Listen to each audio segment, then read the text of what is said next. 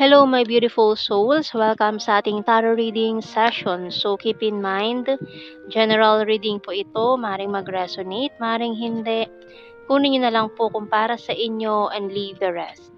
Maring mag-shift ang energies or magkabaliktad ang sitwasyon. Kaya, kayo na pong bahala kung saan kayo nakalugar sa reading natin. So, let's see. Uy.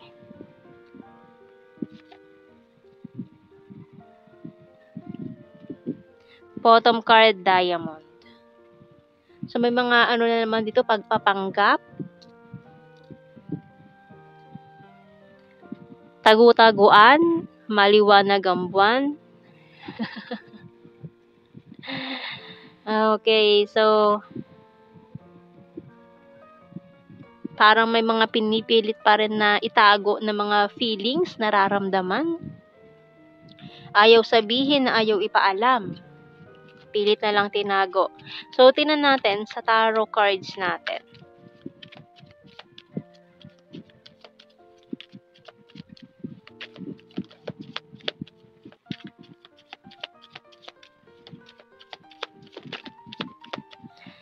Okay, ayun na nga.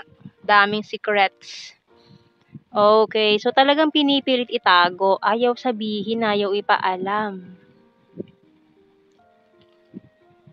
Oh, ang ganda pa naman ng mga energies dito. Ay, nako po. Okay, so this person is grieving. Maaaring this is your past person or a missed opportunity in the past na hindi naman naging kayo totally, no? So, itong taong ito, nanghihinayang siya na hindi niya sinabi lahat. Ang dami niyang regret sa buhay niya na, bakit hindi ko sinabi? Bakit hinayaan ko siya mag-lift away? Andito na eh, hawak ko na eh, binitawan ko pa eh. Parang ganun yung panghihinayang nitong taong to. So, bakit niya daw hinayaan na mag-lift away ka sa buhay niya?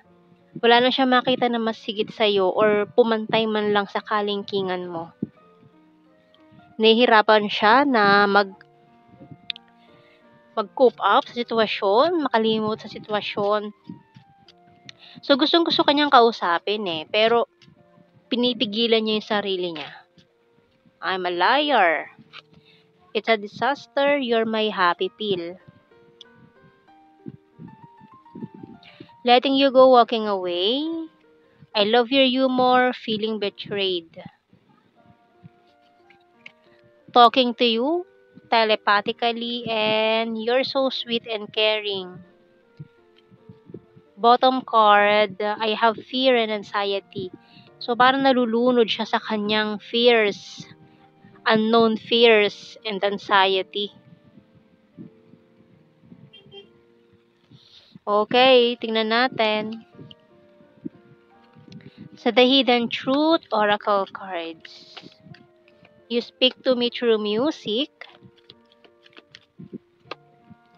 I'm becoming a better person. I'm not available, OMG. So, for some of you, kaya may ano tayo dito, feeling betrayed. Ayan.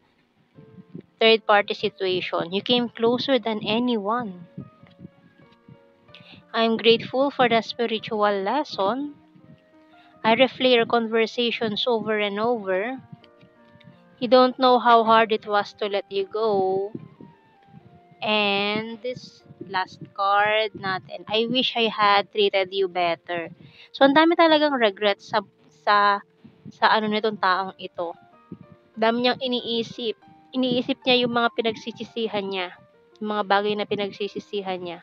I'm so attracted to you. So, tingnan natin message ng Archangels. Kasi matindi yung pagsisisi niya, ipanghihinayang. We have here Outdoors by Archangel Jophiel. Go outside, get some fresh air, and connect with nature to relieve stress and gain new creative ideas. And You Know What to Do by Archangel Uriel. Trust your inner knowledge and knock up on it without delay. Okay. So, tingnan natin sa ating mga initials.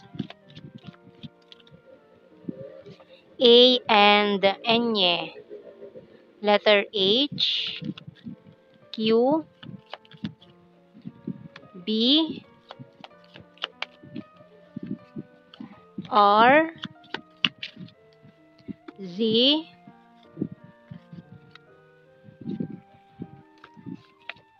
and letter E.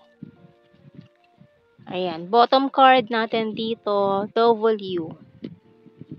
Tingnan natin sa blue card.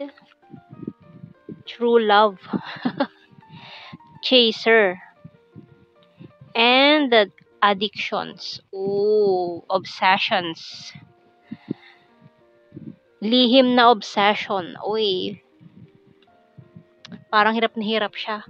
Parang anytime soon sasabog na to. Kasi ang tagal niya itong tinatago eh. Maring obsessed na obsessed yung taong to sa'yo pero hindi niya alam kung paano sasabihin sa'yo yung nararamdaman niya.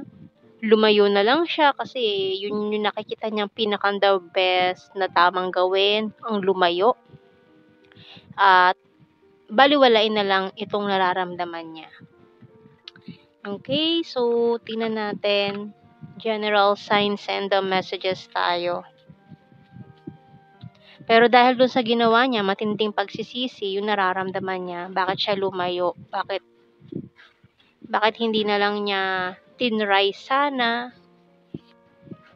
September. Flirtatious. Maaari nakipaglandian lang siya pero puro mixed signals yung mga pinakita niya sa'yo. Beautiful. Weird. Skin tag, present lover. Need more signs. Vulnerable. North PH, long distance, and funny. So, dahil siguro long distance kayo, kaya feeling niya hindi mag-work out yun. Shy at first, travel, pero gusto ka niyang puntahan eh. Kung long distance man to. Animal lover, divine feminine, number 3.